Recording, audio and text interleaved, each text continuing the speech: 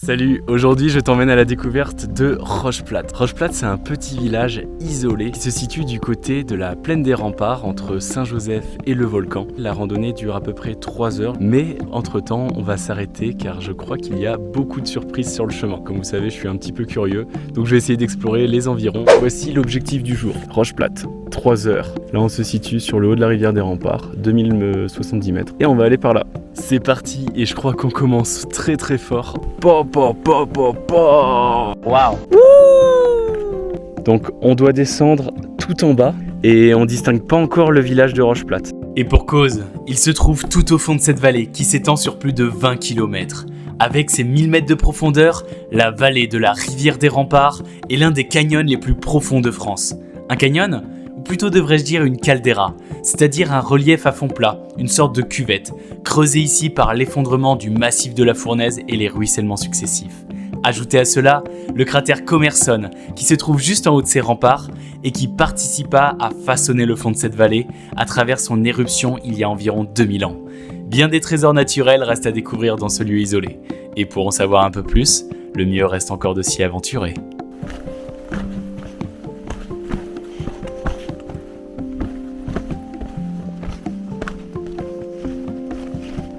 On est déjà en train de changer de décor. Là, c'est beaucoup plus humide, beaucoup plus ombragé. On n'a pas du tout la même végétation. On s'enfonce, on a l'impression qu'on est dans la jungle. Et c'est trop stylé.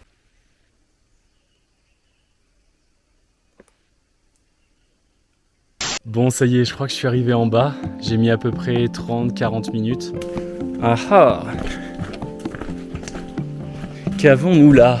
Le Mapou, 1630 mètres. Alors, la suite du sentier, elle est par là. 2h30 pour Rocheplate. Je pense que je mettrai un peu plus de temps puisque j'ai quand même prévu d'explorer les alentours, notamment d'aller explorer un petit peu la rivière Citron-Galets, qui est la rivière qui longe le sentier. Allez, on est parti. Allons-y, let's go. C'est parti, les amis. Je crois qu'on a déjà une première belle surprise. Waouh! Incroyable! Bon, là, faut faire très très attention.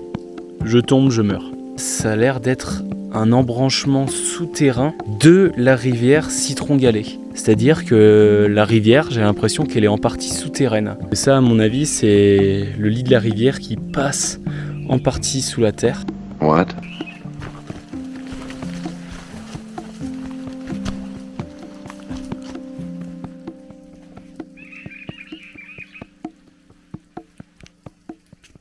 Après quelques minutes de marche, regardez ce que je viens de trouver. Alors, là, c'est pour aller vers Rocheplate, c'est une certitude. On voit la plaine au fond. Par contre, à droite, il y a l'air d'avoir un petit chemin. Oh, j'espère que ça va nous conduire vers la rivière. Eh ben, parfait! C'était certain qu'il allait avoir un lit de rivière qu'on allait pouvoir retrouver. Voici la rivière Citron-Galets. Et comme on peut le voir, ça confirme ce que je disais tout à l'heure. Il y a des parties vraiment presque souterraines et il y a des parties complètement exposées à la nature, à l'environnement, à la lumière.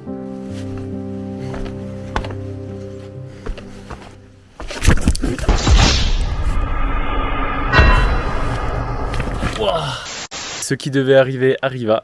Je viens de me casser la gueule encore une fois et je viens de casser mon objectif grand angle. Et bah tant pis, c'est pas ça qui va m'arrêter. On est reparti et cette fois-ci je vais faire encore plus attention. La roche est vraiment glissante. Ouais, ça se mérite quand même, hein. Oh là là là là. Ah, ça me rappelle les tunnels de lave. Et si ça me rappelle les tunnels de lave, c'est peut-être parce que justement c'est la lave qui a formé ça.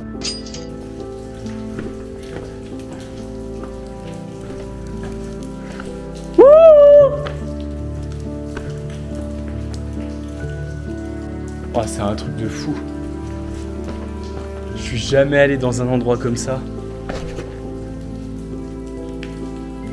La lave qui s'est solidifiée. Pour grimper ça, ça va être très très très compliqué.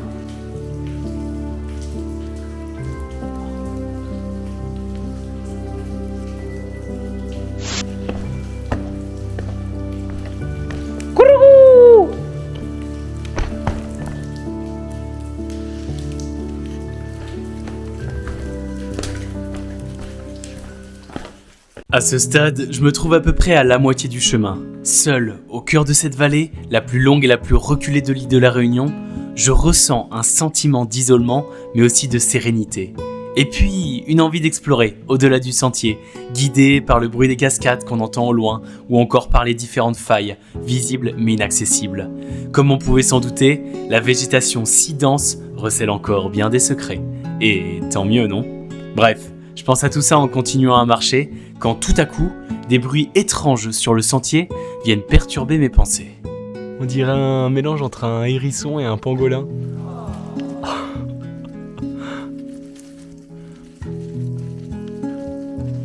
Regardez-moi ça.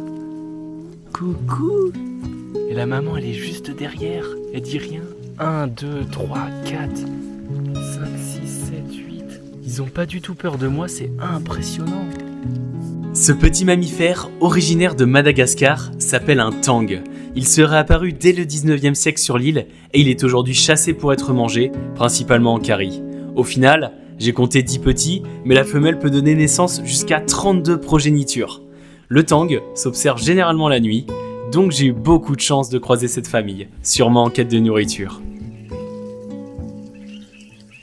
C'est un animal d'ailleurs qui est assez craintif. Bon, là ça n'a pas été du tout le cas parce qu'ils se sont carrément approchés de moi. Je les ai pas touchés bien sûr. Je pense qu'ils voient pas très bien. Je pense qu'ils entendent pas très bien non plus. En tout cas, j'étais suffisamment prêt pour admirer le spectacle. Toute la famille est en train de chercher à manger. C'est vraiment une super belle surprise. Je suis trop content. Ça faisait longtemps que j'en avais pas vu. Petite bib. Enfin, petite à la caméra, mais pas si petite que ça. C'est vrai que moi qui suis un ancien arachnophobe, la Réunion, ça m'a un petit peu sevré. Les bibs qui sont des araignées endémiques qui vivent un petit peu partout sur l'île, servent pas mal dans les cirques, dans les lieux humides. Araignées très effrayantes, mais inoffensives. En tout cas, tant qu'on les touche pas. Ok. Elles n'habitent pas dans les maisons, elles sont que à l'extérieur. La phobie que j'ai, c'est de marcher, m'en prendre une en pleine figure, parce qu'elles font leur toile souvent au milieu des sentiers. On arrive à les contempler d'en bas, mais il se peut qu'il y en ait qui soient juste en face de nous, et là, alors là, oh. Je vous ai même pas parlé du sentier, de la difficulté, parce que justement je trouve qu'il n'y en a pas vraiment, en tout cas à l'aller, parce qu'en fait ça descend tout le temps, donc c'est assez facile. C'est un petit dénivelé, il y a eu un fort dénivelé au début, mais ça voudra dire que le retour, je pense que ça fera que monter. On commence à changer un peu de paysage, et là on retrouve notre rivière.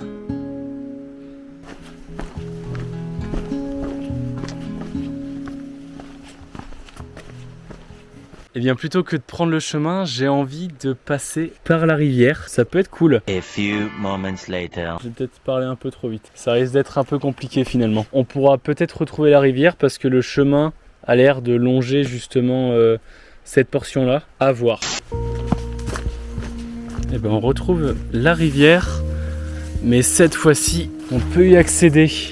Vraiment très joli cet endroit. Au niveau de la formation rocheuse, c'est très atypique.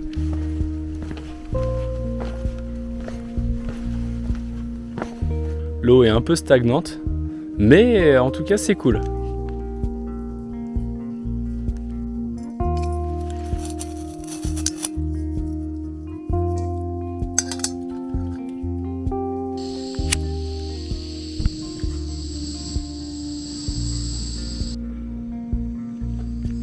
Pour changer.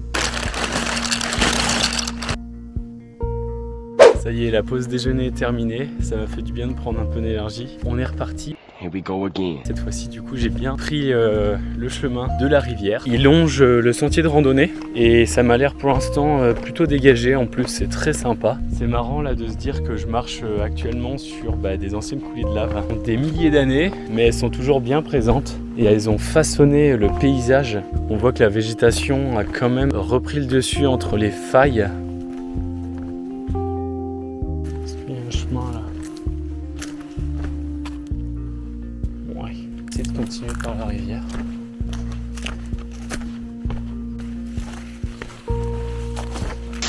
Bon, j'ai pas l'impression qu'on puisse aller plus loin par la rivière, mais ça m'a quand même permis de voir la beauté du lieu. On s'arrête ici avec une énième cavité souterraine. Du coup, on va essayer de reprendre le sentier pour arriver jusqu'à Roche Plate.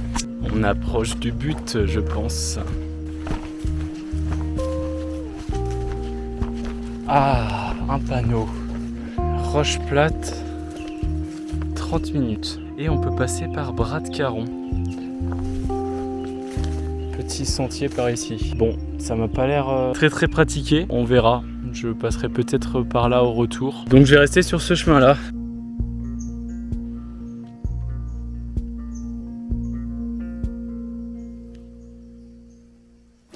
Ah, au fait, aujourd'hui c'est dimanche et je n'ai pas croisé un seul être humain depuis le début de la rando. Je sais pas où sont les gens. J'espère qu'il va y avoir un petit peu de vie à Roche-Plate quand même. C'est pas grave hein, sinon. Et c'est aussi peut-être à l'image de l'île de la Réunion, c'est qu'on est souvent quelques personnes à faire des chemins de randonnée en même temps, tellement il y a de sentiers de randonnée, tellement il y a même d'activités à faire au final. Et c'est très agréable, c'est très positif. C'est pas l'Everest. Mais bon quand même, hein, il y a quasiment 1 million d'habitants à l'île de la Réunion. Statistiquement parlant, il y a quand même possibilité que je croise quelqu'un.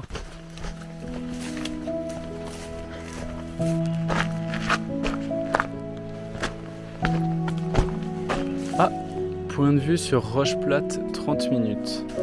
Bon, bah il n'y a pas beaucoup de gens à aller au point de vue visiblement, vu l'état du chemin. Mais s'il y a un point de vue, ça veut dire qu'il y a peut-être un spot sympa en hauteur avec une petite vue sur Roche Plate, ça serait top. On ira voir après. Allons d'abord découvrir le village. Village de Roche-Plate, l'Office national des forêts et les habitants du village vous souhaitent la bienvenue. Et bah merci toutes. Arrête.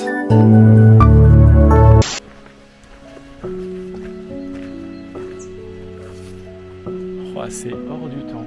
Petit panneau explicatif. Roche-Plate se situe à 730 mètres d'altitude, au milieu d'un ancien fossé d'effondrement du volcan. Et la rivière des Remparts est née il y a 290 000 ans. Effectivement, le fameux effondrement avant 1965 avec le Bras de Mahavel et le village de Roche-Plate qui étaient là. Et on a eu ensuite un décrochement qui a créé une inondation énorme. Ça s'est transformé en lac. Aujourd'hui, on a les vestiges depuis 1965. Oh, il y a vraiment une atmosphère particulière.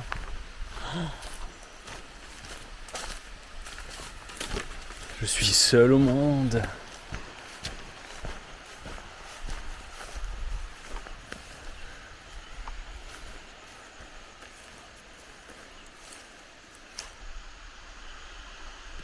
Coucou! Bon bah c'est officiel, je crois que j'ai le village pour moi tout seul. Je pense qu'aussi c'est un village qui est déjà naturellement assez isolé. Les familles viennent de temps en temps le week-end dans les cases pour se ressourcer un petit peu. Et ça reste un village plutôt inhabité finalement depuis l'effondrement, de ce que j'ai cru comprendre. On a encore de très belles cases avec derrière la vue sur les montagnes, c'est vraiment magnifique.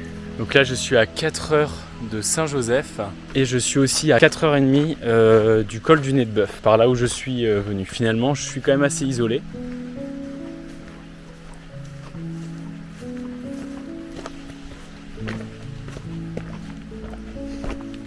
Je pensais qu'on allait rencontrer quelqu'un, mais c'est à l'image du nombre d'êtres humains qu'on a vu sur le sentier, c'est-à-dire 0. Mais c'est pas grave, ça crée aussi une ambiance assez singulière. Bref, il est 15h de l'après-midi, le tour de Roche-Plate était finalement assez rapide. Je reviendrai quand il y aura plus de monde. Du coup là on va se diriger vers le Bras de Mahavel, où il y a la fameuse cascade de Mahavel. J'ai pas envie de rentrer trop tard, parce qu'il faut aussi que je trouve un endroit où dormir. Donc on verra, on continue notre route. Je retire ce que j'ai dit. Je viens de faire la rencontre de Jacques, qui était en train de travailler, faire un peu de jardinage à la fin du village. Donc il y a bien un humain qui était à Roche-Plate aujourd'hui. Il m'a dit qu'il fallait à peu près une bonne heure pour aller à la cascade de Mahavel, mais depuis le cyclone du mois de janvier, il n'était pas sûr qu'on puisse aller jusqu'au bout. Bon, je comprends un peu mieux pourquoi il y a aussi peu de personnes dans le village. C'est ce que Jacques m'a dit d'ailleurs, c'est que la piste de 4x4 n'a pas été refaite suite au passage du cyclone Bellal en janvier 2024. Et voici un exemple. Ah, je suis bien! Donc je comprends que les 4x4 puissent pas passer actuellement. Au moins, je peux aller jusqu'au Bras de Mahavel. Et ça y est, j'y arrive.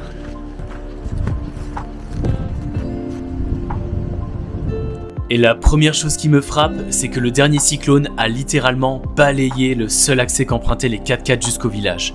C'est simple, on ne distingue même plus la piste. Mais ceci n'est rien, à côté de l'effondrement historique du 6 mai 1965. Vers 4h du matin, un grondement inédit résonne dans la vallée. Il ne s'agit pas d'une éruption, mais bien de la roche qui se décroche sous l'effet de l'érosion. À ce moment-là, 30 millions de mètres cubes d'eau et de boue vont se déverser jusqu'au pied de Roche Plate, formant un immense lac. Aucune victime n'est à déplorer, car les habitants avaient quitté le village quelques instants avant, mais ce dernier restera inhabité pendant 18 ans. Sur ce, le soleil descend doucement mais sûrement. Il faut que j'aille trouver un coin où dormir. Allez, na retrouve.